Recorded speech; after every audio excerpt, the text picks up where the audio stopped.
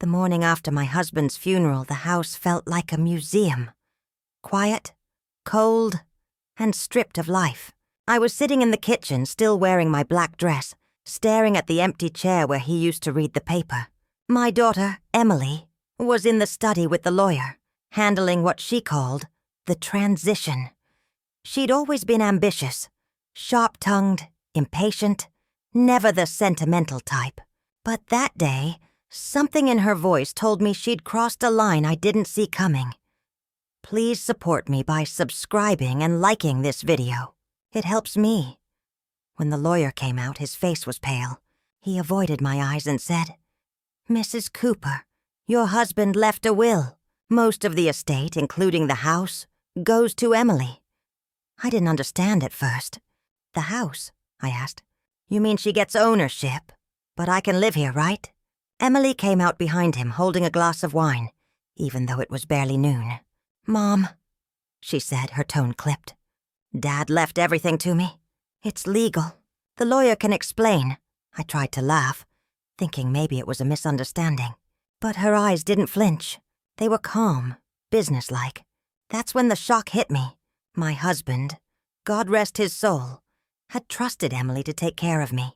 He always said, "She's a good girl, Maureen. She'll make sure you're comfortable." But comfortable turned out to mean disposable. By the next week, she'd changed the locks on the upstairs office, called in an interior designer, and started tearing down the family portraits. I found my wedding photo in a trash bag near the garage. When I asked her why, she just said, "It's time to modernize the place, Mom. Don't take it personally." That night, I overheard her talking on the phone. "Yeah, she's still here. I can't just throw her out yet. Looks bad for the press?" Press, of course. Emily had always been hungry for attention. She'd married a venture capitalist, started hosting fundraisers, and made sure every charity check she signed had her name in bold letters. My husband's death wasn't a tragedy for her. It was a rebrand. A week later, she handed me a manila envelope. Inside was a rental agreement for a small condo downtown. "You'll love it there," she said, smiling. "It's near the park, and I'll cover the first month's rent. After that, I'm sure you can manage." I looked up at her, feeling something twist inside my chest. "Emily," I said quietly, "I raised you in this house. Every birthday, every scar, every tear. And you're... Mom," she interrupted, her voice sharp. "Don't guilt-trip me. You're old enough to understand how inheritance works. Dad made his decision." "No, Emily, you made sure of it." For a moment, her expression cracked. A flicker of guilt, maybe. Then she turned away. "Please just pack up by Friday. I have people coming over." That Friday morning, I left the house with a single suitcase. No one came to see me off. The new staff looked away as I walked down the driveway. My husband's car was parked out front, the one he'd promised to leave me. Emily was standing beside it, arms crossed. "I'll have the driver drop you at the condo," she said. "I can take the bus," I replied. She sighed, annoyed. "Don't make this harder than it needs to be." As the car pulled away, I looked out the window at the home I'd built with 40 years of my life. I didn't cry. I just sat there, numb, while the city blurred by. The condo was small, half-furnished, with peeling paint and a window that wouldn't shut properly. But it was quiet, and for the first time in weeks I could think. I started digging through old documents, bank statements, property deeds, anything my husband had signed. I needed to understand how Emily had done it. That's when I found it. A folder tucked in the back of an old filing box, labeled Estate Planning 2019. Inside were drafts of a will. The early versions all included my name. I was the primary beneficiary. The final draft, signed just months before his death, cut me out completely. Something didn't add up. My husband wasn't cruel. He was old-fashioned, sure, but never vindictive. And he'd never have left me with nothing. That night, I called his old friend, Daniel. the family lawyer who'd retired a year before. "Daniel," I said, "did you ever handle Harold's estate documents?" He hesitated. "Not the final ones. Emily switched firms last year. Said her dad wanted a fresh legal team." "Did he?"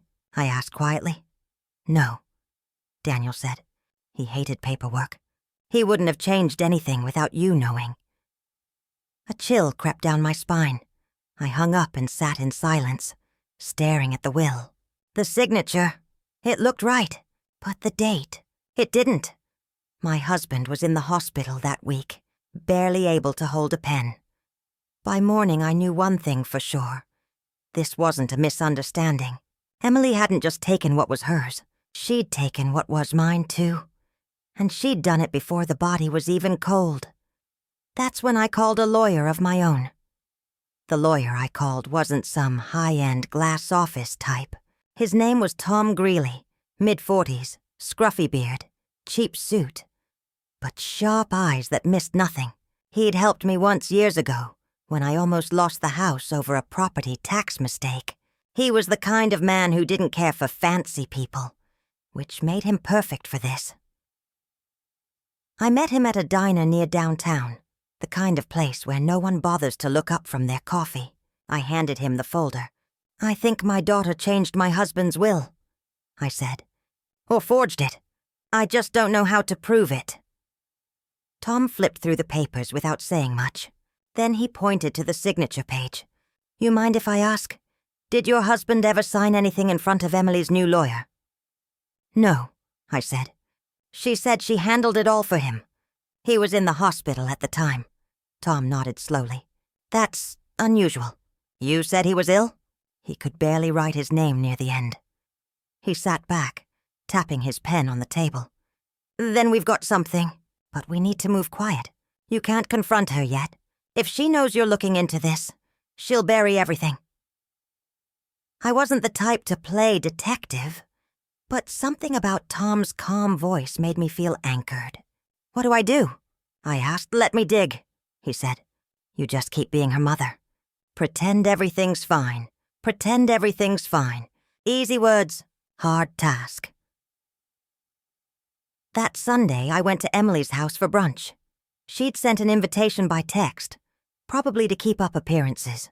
The table was laid out like a magazine spread, all white china and overpriced pastries. She greeted me with that polished smile of hers.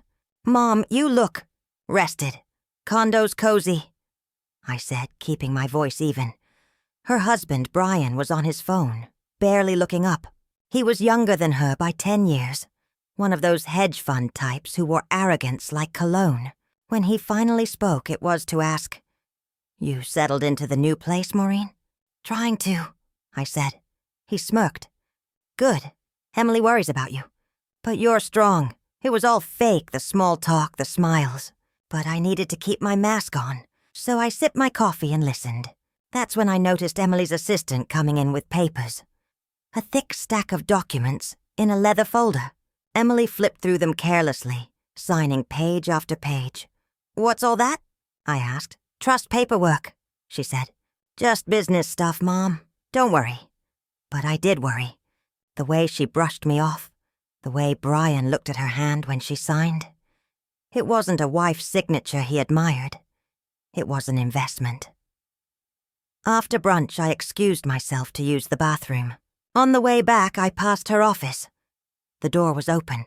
I saw the trust papers lying there, still warm from her pen.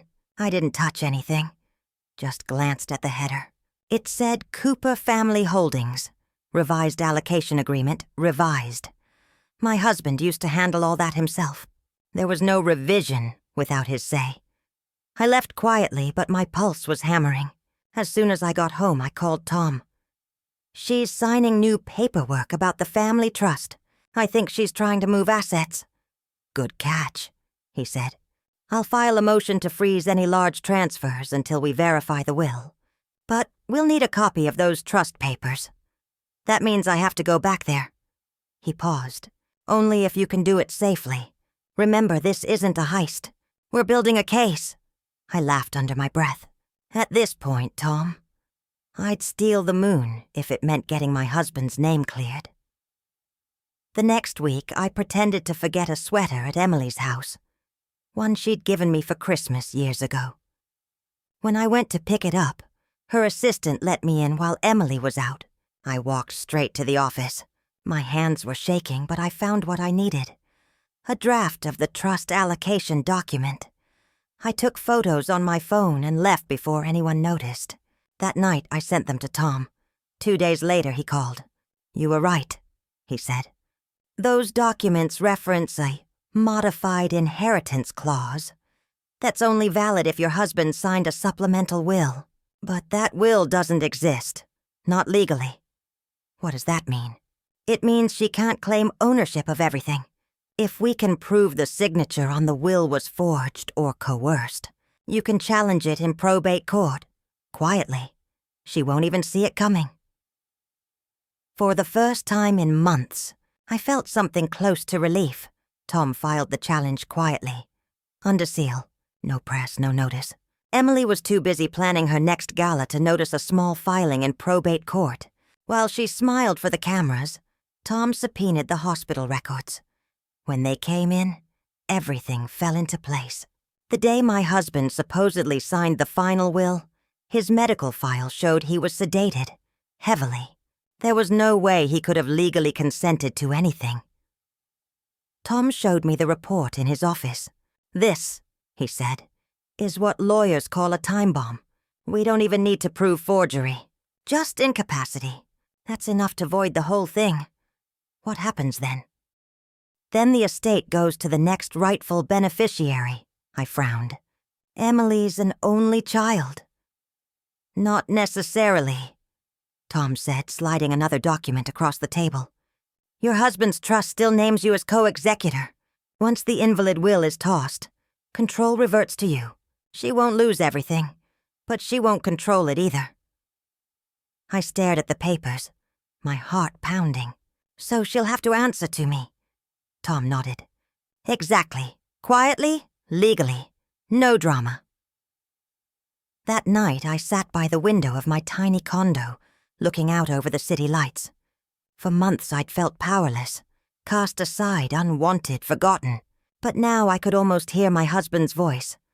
"Don't let her ruin what we built, Maureen," Follett faintly. "Don't worry, Harold," I whispered. "I won't." Because the next move was mine. The court notice went out on a Tuesday morning. Discreet, folded into a stack of business mail Emily probably didn't even open herself. By the time she realized what it was, the motion had already been accepted. Probate court had officially frozen all estate-related transactions pending review. She called me that afternoon, her voice tight and cold. "Mom, did you file something in court?" I didn't lie. "Yes, I did." "What is this about?" she demanded. "You're trying to embarrass me?" "No, Emily. I'm trying to correct a mistake." There was a pause on the line. Then a sharp laugh. "A mistake?" "Mom, that will is airtight. Dad signed it himself. You're wasting your time." "Then you shouldn't be so nervous," I said quietly. She didn't answer. She just hung up. For the next few days, I didn't hear from her, but I could feel the pressure shifting. My condo phone started ringing with calls from numbers I didn't recognize. Reporters, estate agents, people fishing for information. Emily must have tried to control the story, but rumors had a way of leaking. Tom stayed calm through all of it. "Let her spin," he said. "The minute she pushes too hard, we'll file for discovery. Then she'll have to hand over everything." And that's exactly what happened. Within a week, her lawyers tried to dismiss the challenge, claiming the will was authentic and properly executed. But Tom countered with the hospital records. He also added testimony from Daniel, the retired lawyer, who confirmed that Harold had never authorized a change in legal counsel. The court set a hearing date. Private, low profile, but final. When Emily showed up at the courthouse, she looked more like she was walking into a photo shoot than a legal proceeding. Designer dress, pearls, the whole show. Her husband, Brian, flanked her like an attorney himself. She didn't even glance at me as we sat in the same room, across from each other. Tom whispered, "Don't speak unless asked. Just let the documents do the talking." The judge reviewed the records quietly. Then he looked up. "Mrs. Cooper was your husband's spouse for over 40 years?" "Yes, Your Honor," I said. "And this document was signed 2 days before his death, while he was under sedation?" "Yes."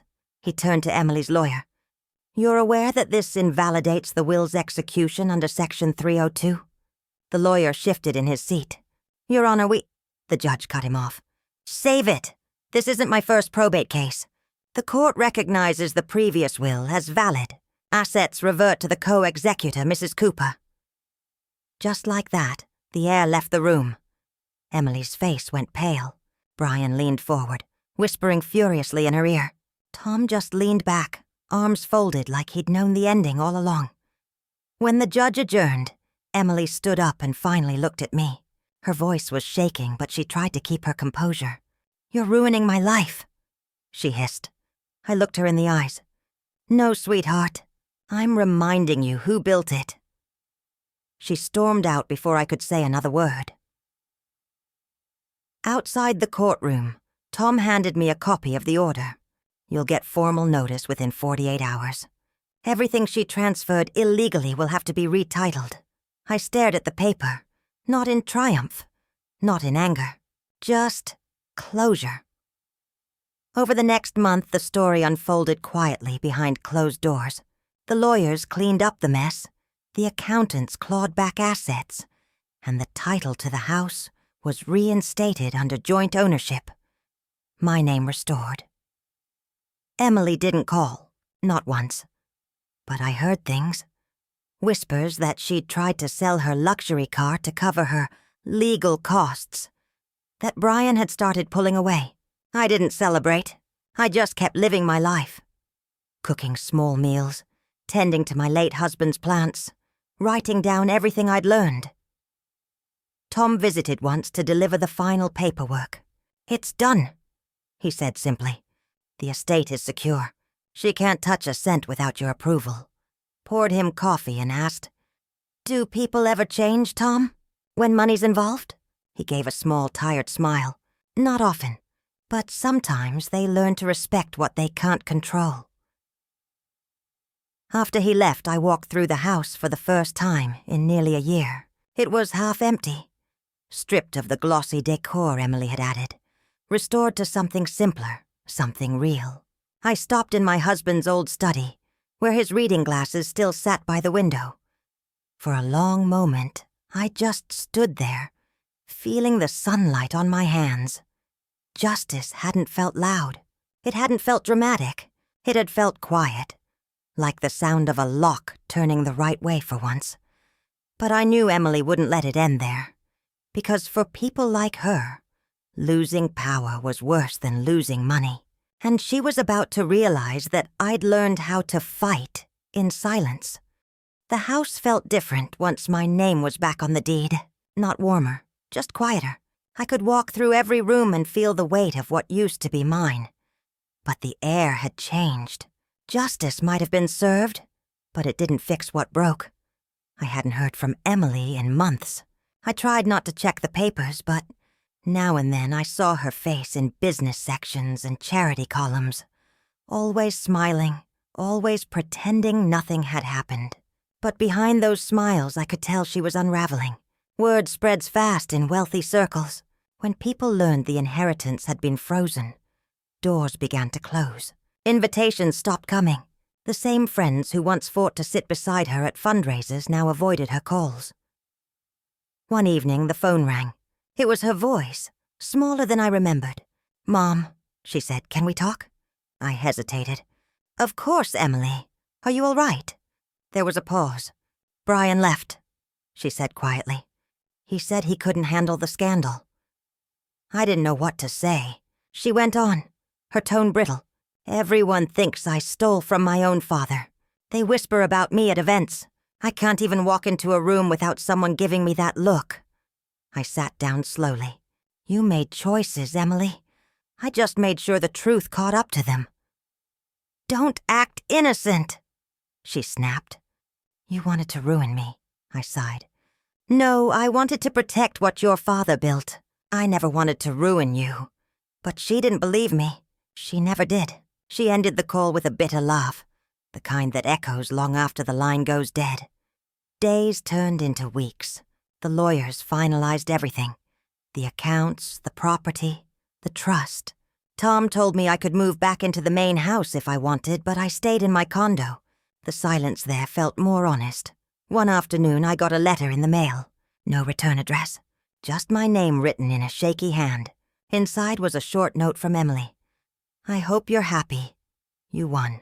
I lost everything. There was no signature, just those words. I folded the paper and tucked it in a drawer.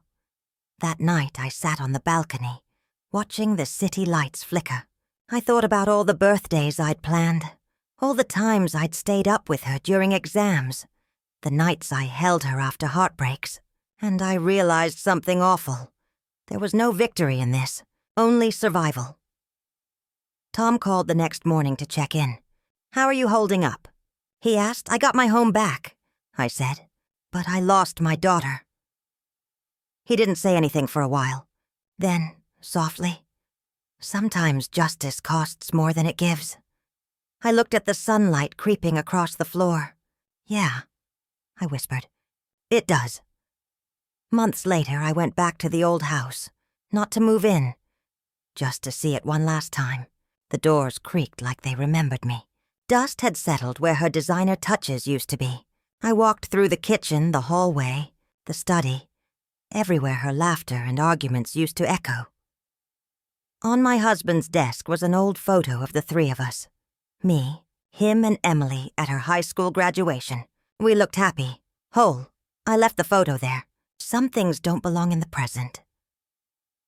Before I walked out, I said softly, "You were right, Harold. She made her choices, and I made mine."